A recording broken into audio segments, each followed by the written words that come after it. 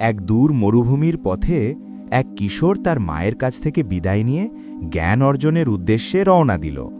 যাওয়ার আগে মা তার কাপড়ের ভেতরে কিছু স্বর্ণমুদ্রা সেলাই করে দিয়ে বললেন, বাবা, কখনো মিথ্যা বলবে না, যাই হোক সত্য বলবে। পথে ডাকাত দল তাদের কাফেলাকে ঘিরে ফেলল। সবাই ভয়ে চুপ, কিন্তু কিশোরের মুখে অদ্ভুত শান্তি। এক ডাকাত তাকে জিজ্ঞেস করল, তোর কাছে কিছু আছে? কিশোর বলল, হ্যাঁ, আমার কাপড়ের ভেতরে 40টি স্বর্ণমুদ্রা আছে। ডাকাতরা হাসল, তারা ভাবল ছেলেটি মজা করছে।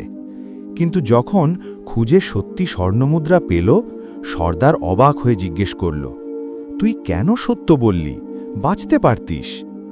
কিশোর শান্ত কণ্ঠে বলল, আমি আমার মায়ের সঙ্গে ও আল্লাহর সঙ্গে ওয়াদা করেছি আমি কখনো মিথ্যা বলবো না।